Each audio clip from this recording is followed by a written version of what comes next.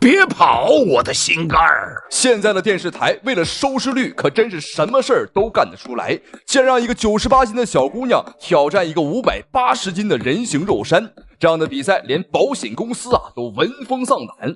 因为光是被这个大块头压死过的男选手就多达数十人，更别说一个如此瘦弱的小姑娘。但赛事方还算是有点良心，为了照顾这个小姑娘，把比赛的奖金直接翻倍，从3000万翻成了6000万。但前提必须要打赢。我们看这场比赛的擂台挑战者便是眼前这个漂亮的小姑娘，98斤的艾米丽。好，比赛还没开始，光是看到这个身形差距，我这个心就已经提到嗓子眼儿，开始为这个小姑娘艾米丽感到担心了。两个人都是来自于俄罗斯都是战斗民族。果然，观众朋友们，叫这个战斗民族是有原因的，甭管块头大小，反正你给我钱，我就敢打。哦，要小心，有点危险。哇，要知道这个格里莎这个大块头他的体型是580多斤，小姑娘危险了。这个格里莎甚至不需要用任何战术光是靠她浑身的肥肉和体型就可以轻松赢得比赛胜利。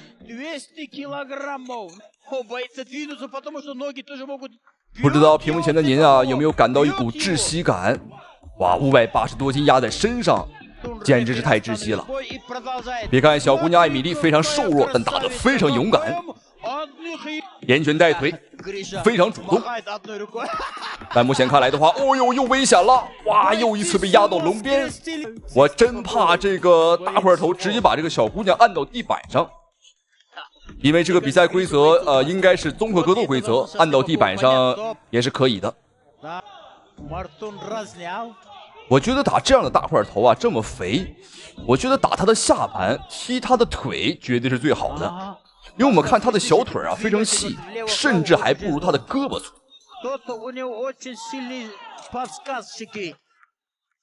格丽莎也变聪明了，边打边走。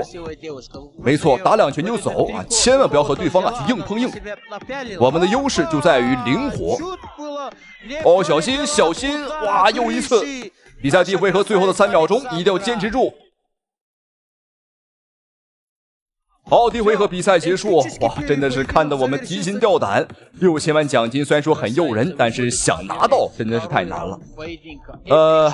赛事方之所以把这个奖金提得这么高，因为他们知道这个艾米丽这个姑娘能战胜对方的概率几乎是0，所以说提高奖金增加收视率。当然，他们也的确做到了，因为这场比赛的收视率据说冲到了世界第1，而且还创下了吉尼斯世界纪录。好，现在是第2回合了。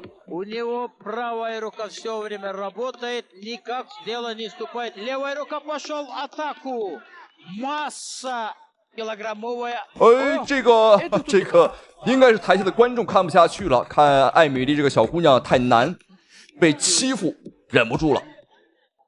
都是女同志，上台帮一下，我觉得也没什么的而且如此大的身形差距，不要说2打1了我觉得3打1也是合理的。好，比赛继续。女打男而且还相差这么多斤，亏这个赛事方想得出来，真是为了收视率丧心病狂了。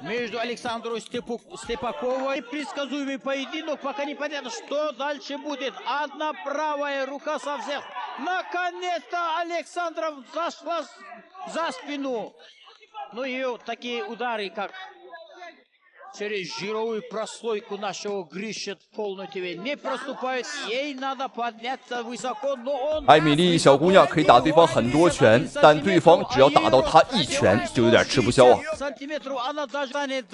其实在这场比赛之前也有过一些选手以小博大成功的案例。但最经典的一个例子，相信很多观众朋友们也看过在我的视频主页也有，就是游走战术，用消耗战消磨对方的体能。但艾米丽这个小姑娘毕竟是俄罗斯的血统，她吃亏就吃亏在这儿了，她不愿意跑就喜欢正面去打。这种像小辣椒般火辣的性格这场比赛也让他吃了不少的亏。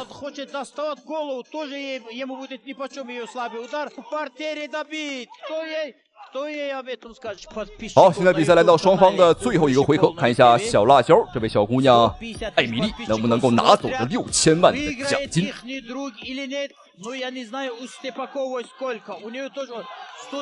又是横冲直撞。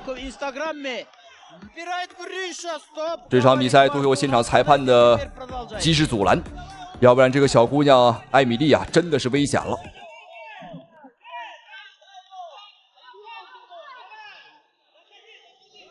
我们看对方的肥肉啊，我觉得这个我们过年杀的肥猪有没有这么肥呀？太恐怖了，全是脂肪。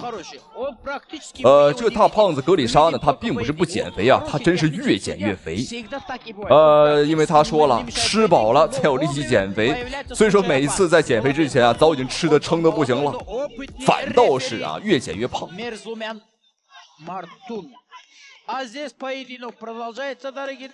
而且他是能躺着绝不坐着啊，能坐着绝不站着，能站着绝对不走，就是这么懒。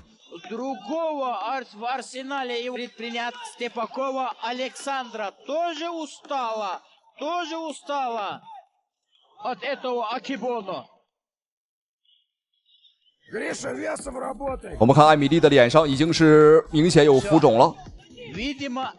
无论进攻有没有效果，无论进攻多少次被打退，他依旧是不断向前，非常有勇气。这场比赛不得不讲，我已经很佩服他了。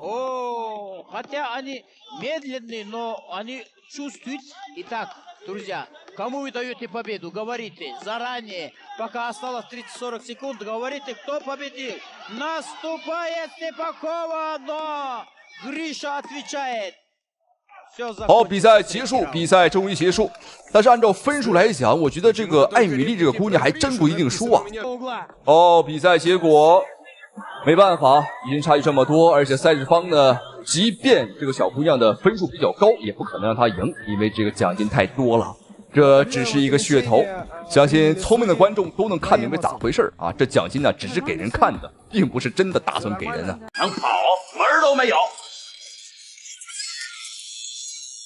这绝对是张伟丽下手最狠的一次，双腿锁住对手的脑袋，无论对手怎样求饶，怎样的嚎叫，都无情的砸下肘击，直到对手变成一个血葫芦。最后一招手臂十字固拿下比赛。一向以和为善的张伟丽下手之所以如此凶残，是因为对手在此之前曾将张伟丽的师妹打裂头骨，当场重度毁容，而且流血不止。赛后还当众扬言，下一个目标就是张伟丽。因此张伟丽本场比赛无非就是以牙还牙，以眼还眼，报仇罢了。但正所谓冤冤相报，永远没有尽头。被张伟丽打成血葫芦的巴西女拳王，她的师妹又找上了门来。下一周我将要去中国，希望你能够提前准备好轮椅，因为我会亲手打断你的双腿，让你血债血偿。好，这场比赛是一场中国女子草量级别中国女拳王张伟丽大战巴西女拳手比安卡·塞迪奥梅伊尔的精彩对局。好，我们注意看，率先出场的并不是任何选手，而是一辆非常具有排面的大卡车。原本这台卡车是我们中国的赛事方出了重金，特意给张伟丽安排的出场，让张伟丽的出场呢更有排面，更有气场。结果没有想到，这个巴西选手比安卡一看张伟丽有他没有，他就不乐意了。无论如何都要求自己也有一辆大卡车作为出场的方式。但是我们赛事方就给张伟丽准备了一辆根本没有为他准备任何的出场工具。结果最后还是我们宽宏大度的张伟丽开口化解了这个难题他表示别费事了，干脆上我的车，我们一起出场这就是张伟丽的胸怀。宰相肚里能撑船，我们呢能够搭载对方一起出场，而对方赛前却扬言要把张伟丽打到退役，这就是格局。比安卡·塞迪奥梅伊尔是一位来自于巴西的综合格斗年轻选手，年纪21岁，生涯战绩8战7胜，5场 KO， 1场降服。这一场比赛他不远万里的跑来中国，前来找张伟丽复仇。因为上一场比赛张伟丽将他的师姐阿吉拉尔打成了重伤，我们也看到了的这个打成了血葫芦，当场流血2斤多呀。但正所谓冤冤相报何时了呢所以说呢，如果一直报仇，报来报去根本报不完。所以说张伟丽表示，我们的恩怨就此为止，本场比赛呢我也不会打伤你，我只希望我打赢你之后，你以后不要再来找我了。但这场比赛，张伟丽是抱着点到为止的想法来的，但对方可不是啊，他可是抱着打废张伟丽的想法来的。好，比赛开始，蓝方选手比安卡，红方选手张伟丽。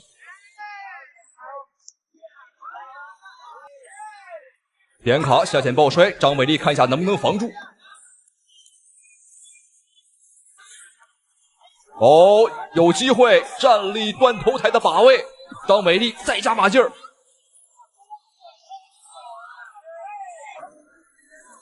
比赛刚开始，所以说双方的体能呢都很充沛，想要轻易的做一些断头的姿势啊，还是有难度。好，连续低扫。哦，小心！刚刚这个后手吃得很重。比安卡再一次下潜抱摔，时机抓得很准。对手来自于巴西，所以说他的柔术和地面实力肯定是经得起考验的。但张伟丽的地面实力我们也是有目共睹，别的先不说，光是力量这一块我们绝对不输任何人。正所谓大力出奇迹，一力降十会。看一下张伟丽如何化解。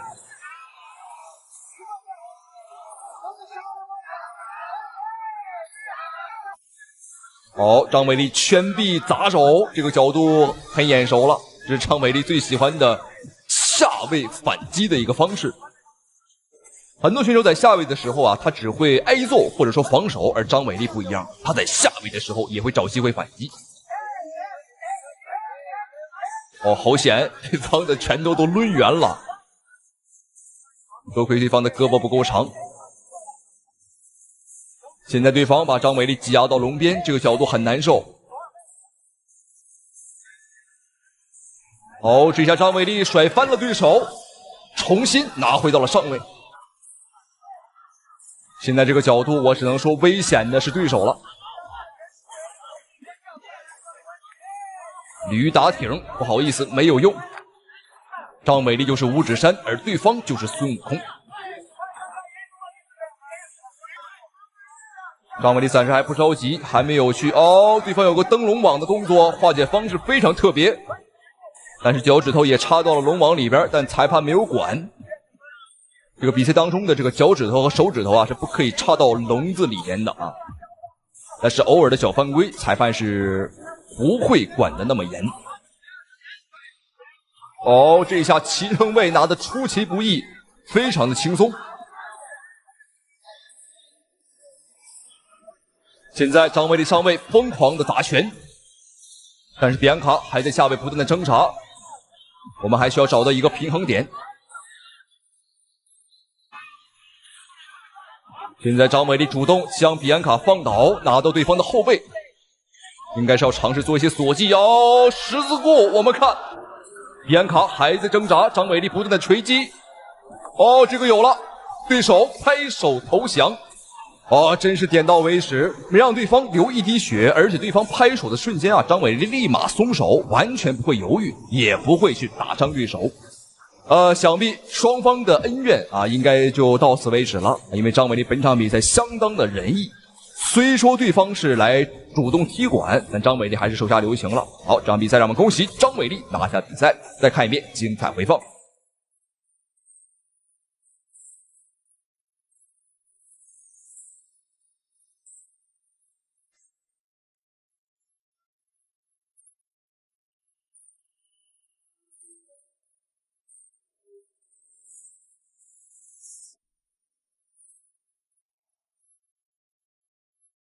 笑连连。好，观众朋友们，欢迎收看本场比赛这一场日本人看了难受，我们中国人看了享受的中日大战。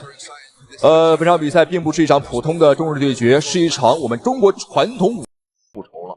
就在5年前，他曾经在韩国首尔的一场比赛当中啊，他主场作战，原本他占尽了天时地利人和，信心满满的能够取得胜利，结果没有想到被来自中国的死神方面乱拳暴打。而且比赛最后干脆就当场休克，再也起不来了。然而没有想到这一次时隔多年，虽然说死神方面没来，而死神方面的大弟子张扬来到了韩国首尔。拳不喝酒啊，喝酒不打拳呢。好，下面还有一场比赛，就是张扬回国之后啊，所以说呢，只是听起来比较唬人，但实际上他的职业比赛可能并没有那么多。哎，打晃了。再来一个接腿后的迎击拳。好，但这一下并没有算读秒，算对方重心失衡。我觉得裁判有失公平啊。好，是的。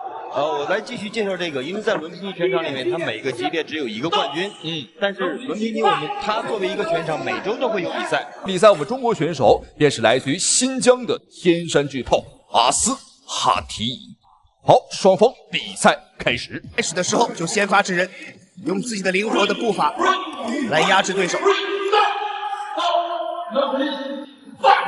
从看短暂的双方的缠抱的过程来看，我们看到老将扎卡利亚的袭击极具危险。扎卡利亚的远程控制打击，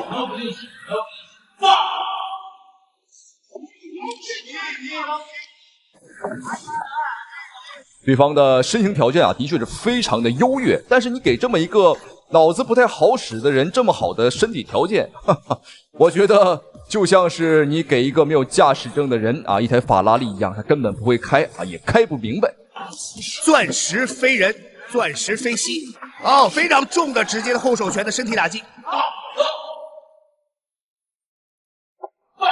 我们看到阿萨提的组合拳打击，其实是给扎克利亚造成了特别大的困扰。重拳打到了，这是要数秒了。我们承认这个大老黑啊，曾经他是个王者，但如今呢，已经45岁了，来中国踢馆还这么嚣张啊，这就是他的下场。现在只是个开始，只是一个读秒，而接下来，观众朋友们千万不要眨眼。扎卡利亚也是刚刚的加盟昆仑决的比赛，可能对于昆仑决大赛的规则还有一些的适应，特别是在双方缠抱过程当中，又是一个非常重的重击，险些打到阿萨提。比赛继续进行，我们看到阿萨提在抓紧机会，继续打，接着打出了场外。铃声敲响，比赛结束啊！阿萨提一拳将这个曾经的拳坛王者泰森的队友一拳打飞出了擂台。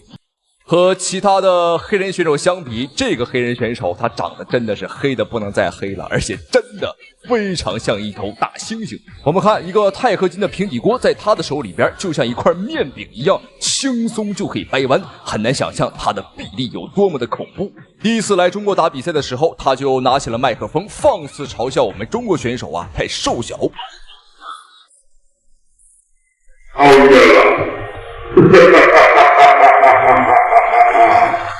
在发布会现场更是一言不合就想冲上来殴打我们中国小伙子。到目前为止啊，这帮黑人选手我算看出来了，没有一个是老实人啊，都很嚣张，都很猖獗。好，今天的亚洲好戏，我相信很多观众朋友们和拳迷粉丝们看过，可能不下5遍了啊。它便是死神方面大战西蒙马库斯的经典之战。这个马库斯在死神方面和他打之前呢，在我们中国擂台啊是9战9胜啊，曾9次完爆我们中国选手，而且几乎每一场比赛都将我们中国选手打成重伤。不仅多次在媒体面前嘲讽我们中国选手不堪一击，而且不止一次在发布会现场动手打人。而这一次不败王者死神方便的出现，让他知道了什么叫做残忍。这个脂肪啊，或者是说这个体型上来看，他应该是从更高级别的项上来。没错，这绝对力量上应该方便不占优势。对。马库斯这个搂住以后的这个膝啊，从我这个角度都能看到方便非常水的打。方便有一个重击啊，但是双方两个人都会有重击啊。我觉得方便这场比赛是拼了，为了自己的荣誉而其实看得出来，方便也非常的轻松啊，还是方便击倒了马库斯。这是本场比赛死神方面第一次击倒马库斯，但是观众朋友们啊，这只是一个开始，接下来马库斯的处境会越来越惨。好，第2回合比赛开始。在第1回合，双方进行了一个电光火石的这种近距离交火，而且方便在第1回合击倒了一次马库斯。哇，这个比赛的这个走向已经完全超乎人的意料啊，超乎这个想象，随时1秒钟。这是什么情况？第2次击倒马库斯。没错，这是本场比赛第2次击倒马库斯啊！刚刚马库斯在跪地的时候还露出了一副无所谓的表情，我只能说啊，他完全是在掩饰尴尬。这一拳又打晃了，死神方便上来补拳。哇，第三次击倒马库斯，比赛结束了。还要再打，还要再这一回合还有再最后一次的 KO 机会。马库斯之间的对决啊，压力啊都很大。好，让我们恭喜死神方便，同时我们感谢屏幕前您的收看与支持。您觉得哪一场更为精彩呢？欢迎在评论区留言讨论。咱们下期视频再见。给我瞄准了打，跟过来，打了，打了，接打了，注意效果。你见过点穴用脚点的吗？霍元甲第8代传人自创点穴图。好，没有意外的话，应该是没有意外。比赛结束，哇，直插肋骨，真是快稳准狠。好，我们一起来看一下霍小龙的第3场比赛。观众朋友们千万不要眨眼啊！白色短裤的是霍小龙，注意看，千万别眨眼。你看我这王强就一个转身后摆，速踢，又是一个速踢吗？好，又一个对手折在了霍小龙的点穴腿法之下，而且这场比赛有点太快了啊！这个开局还不到20秒就结束了。好，接下来让我们一起来看一下霍小龙今天的第4个对手，来自于乌兹别克斯坦的乌斯曼。这个老外他很是大胆，这次来我们中国呀，就是表明了啊，就是要挑战我们中国武术。原本他的目标啊是挑战武僧一龙，但观众朋友们，我们都清楚啊，有事的时候啊，这个一龙呢不是生病就是头疼屁股疼，没事的时候啊，他叫的比谁都欢啊。结果呢，一龙没敢接。所以说他便把目光啊放到了霍元甲的传人霍小龙的身上，毕竟是霍大侠霍元甲的传人，所以说击败霍小龙啊，这个可信度啊含金量还是比较高的。选手，所以呢体重来说都是比较轻的，非常轻巧，应该都比较灵活。霍小龙在征战这个崛起的战绩啊，现在是8战8胜5次 KO 对手，实力非常的强劲。那乌兹别克斯坦的乌斯曼呢，今天是首次来到崛起的擂台上啊，也不着急，后闪反击。乌斯曼一出前腿的时候，霍小龙非常快的反应过来就防守反击。哇，对直拳！前面的几场比赛我们只看到了霍小龙的腿法，这场比赛观众朋友们啊，没有想到霍小龙的拳法也不弱，只不过他的腿法太过于突出啊，太过于出色，让我们忽略了他的拳法。好，接腿。当然霍小龙是有一些散打功底在身上的啊，这个接腿涮摔呢，是他比较擅长的。看看小龙是否能在第1回合去 KO 乌斯曼。哇，很重的一个中扫腿啊，憋足了劲儿啊！这个时候霍小龙打到，再次落地。哇，观众朋友们，这真是3拳2腿，让我们恭喜霍小龙又一次拿下了对手。